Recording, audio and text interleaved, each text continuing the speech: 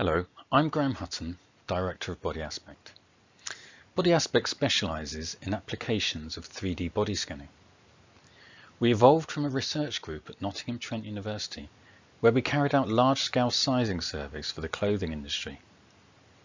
When that came to an end, two NHS consultant surgeons helped us to start a 3D body scanning service for the NHS. That service expanded to include 26 clinical commissioning groups and continues to this day. Meanwhile, we have been trying to diversify our range of applications and have been working towards a new application that combines 3D body scanning with virtual reality. The proposed application comprises a suite of software tools to help tackle the global challenges of eating disorders and obesity. But today I'll focus on the parts relevant to eating disorders. So I'll start by giving you some background to the research and development that has led to this point. Then the main part will be to describe the collaborative project we completed in 2020, which explored the feasibility of a multi-sensory virtual reality system for eating disorders and obesity. And I will briefly describe what we would like to do next, and hope some of you will wish to be involved in helping us to refine, evaluate and implement this new technology.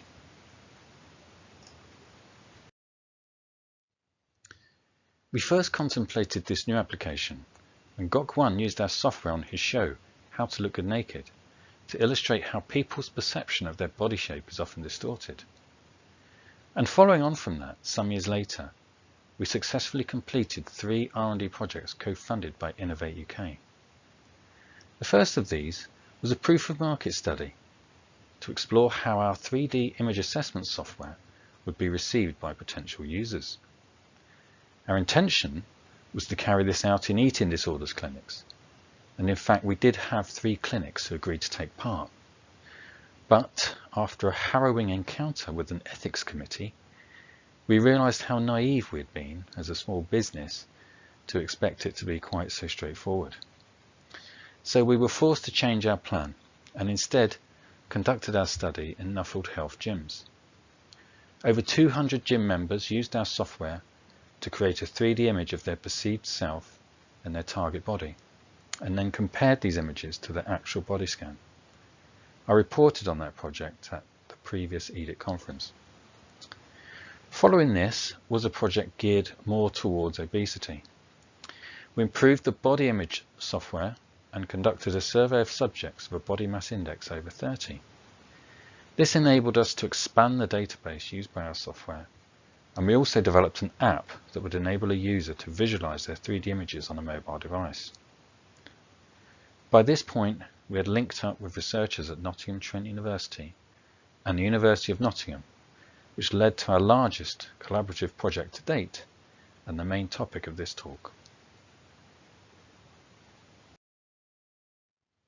So in 2019, we saw this Innovate UK competition called Digital Health Technology Catalyst Feasibility Studies. We see virtual reality as a natural extension to what we're doing. Having gone from 2D body outlines to realistic 3D bodies, virtual reality takes it to the next dimension by immersing the user in a virtual environment. Our body scanning experience meant we were well equipped to investigate using body scan avatars in virtual reality applications. Another novel aspect was that we would be investigating how smell might be incorporated into a system. So with the support of our academic partners, we were successful in persuading Innovate UK to share in the cost of this project. Now, our academic partners plan to disseminate the findings from this project in a suitable publication, but COVID-19 has so far delayed that from happening. So meanwhile, here is an overview of the project from my point of view. So the project is comprised of 3 work packages. The main objective was to look at the user requirements. We were aware of a growing body of research supporting the use of VR for eating disorders and wanted to explore this in more detail and move towards a specification of what a package of tools might look like. And we wanted to put users at the centre of our project. So we would recruit 4 cohorts of participants, comprising professionals and people with lived experience from each of the 2 areas, namely eating disorders and obesity. The second work package would introduce participants to our existing body image software, in particular the software for creating a realistic 3D representation of their perceived size and shape, and to give them the opportunity to have a 3D body scan. The third work package involved software development that would enable us to create prototype software to be used in the workshops.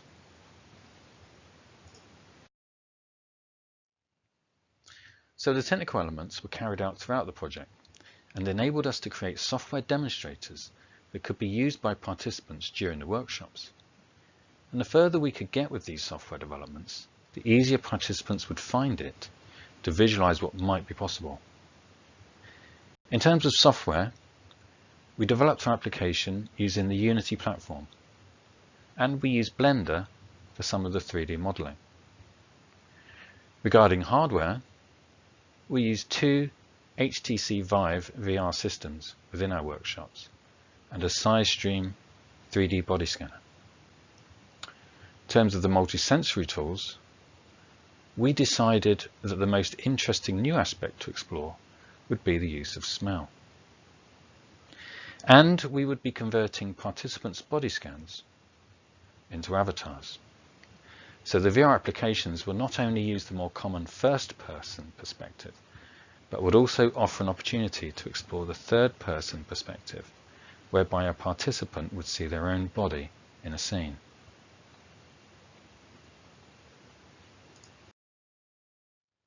So here is an overview of the sessions that participants took part in. The intention was to recruit 6 to 10 people in each of the 4 cohorts.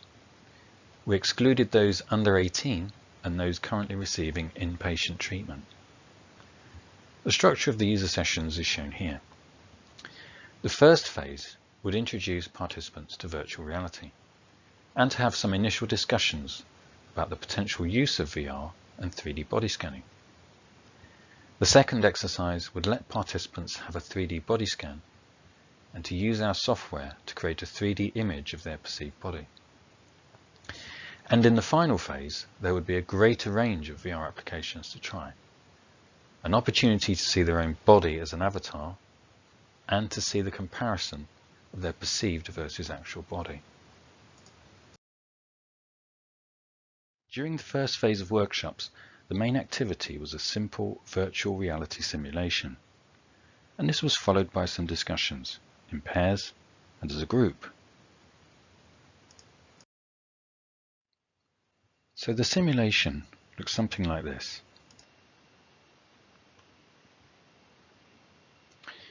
The user would guide the avatar through into a kitchen area. They would head towards the pizza. And as they approach the table, the smell would be triggered. And in the subsequent discussions, there were lots of ideas for how VR could be used. And this fed into our software development and would be further explored when the participants returned 6 months later for another workshop. People generally liked using the virtual reality. And there's no doubt that the first time you put on a head-mounted display, it can be quite a profound experience. And for some participants it was the first time.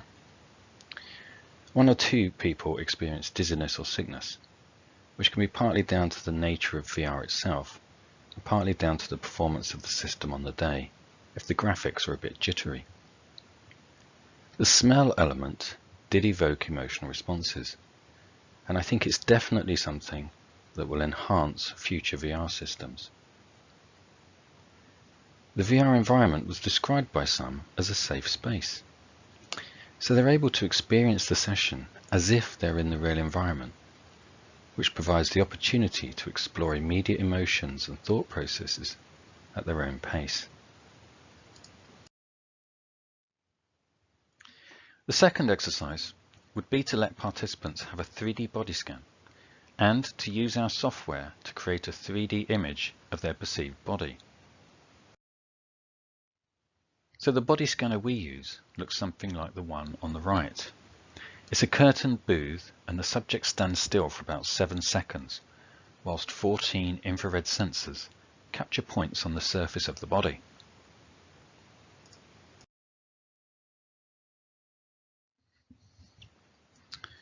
And the process scan looks like this. We took 2 scans, one in underwear and one in close-fitting clothes. The underwear scan provides more detail, but not everyone is comfortable with this. And amongst the lived experience cohort, the range of emotions to the body scan included disgust, disappointment, surprise, but there was an acknowledgement that the body scan offers the opportunity to explore challenging thoughts and feelings. The professional cohort also identified the potential usefulness of the scanning exercise, but noted that care would be needed. And I think that's consistent with a message throughout this project, that different tools will be appropriate for different people at different stages.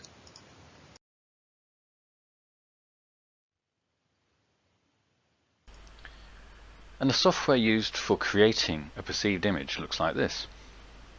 The software uses a database of scans to create a realistic body for any height and weight combination. The user can then manipulate individual shape features.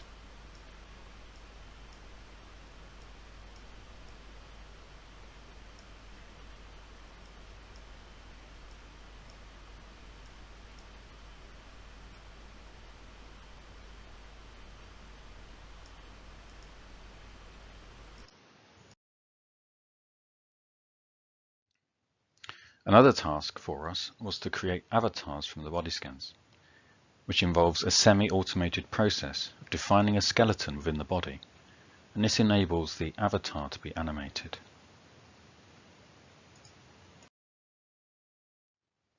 So, in the final phase of workshops, we reviewed some of the previous sessions, and we had developed new software elements for participants to experience.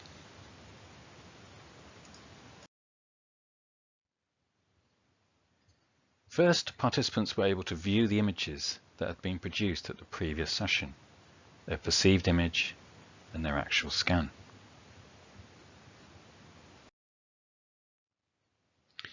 The next exercise was a return to the kitchen scenario. Except that, in this case, participants had the opportunity, if they agreed, to see their own body scan avatar in the scene. So the walk animation wasn't very refined at this point, but the idea was to explore their feelings towards the third person point of view, where the camera follows the subject. And they could experience the CCTV point of view.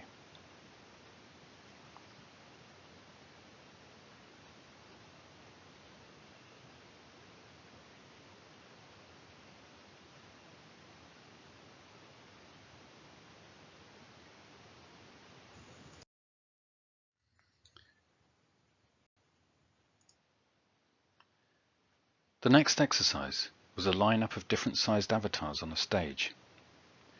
The user could click on a particular avatar and it would move around. The idea here was to explore body awareness through a lineup of bodies of different sizes and shapes.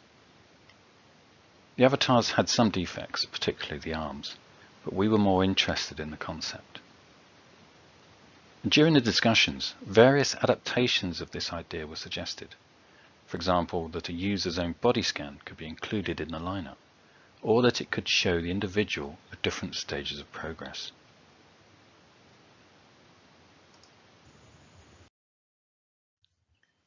And the final exercise was to go through a number of possible virtual environments and discuss which might be the most relevant scenarios to simulate.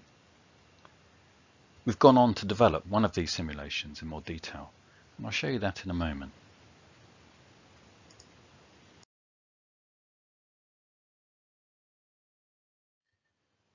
So we collected a lot of information, and here are just a few of my own observations. There was consistent support for the use of virtual reality simulations within treatment, and the types of scenarios most requested were supermarket shopping, dining at home or at a restaurant, and social situations. There were lots of other suggestions as well. I think participants could see that the software for creating realistic 3D perceived images could be useful. And I think it was recognized that the use of 3D body scanning adds power to both of the above. Being able to see their body scan avatar in a virtual environment adds another dimension and allows a user to experience a third-person perspective. And comparing a perceived image to an actual body scan is an obvious way of illustrating and quantifying body image disturbances. A small selection of quotes from participants are shown here.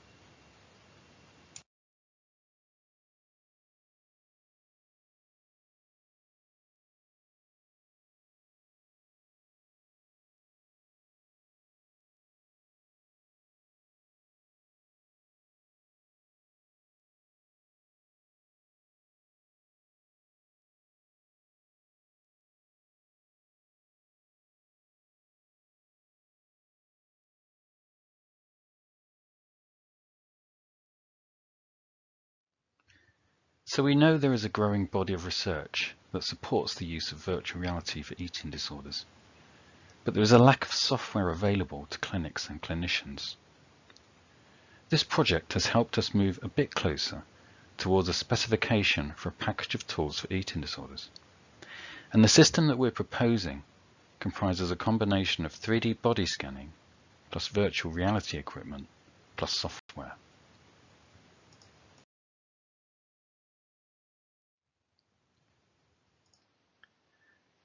We want to create a package of tools that can help professionals with their current approaches, but also be incorporated into new interventions. So we're always probing how this technology can help, whether it be to simulate challenging situations, monitoring progress, assisting with motivation, raising awareness, or assessing perception. For us, as a small business, funding is always an issue, but we have a very committed team, so I'm sure we will find a way to continue this development.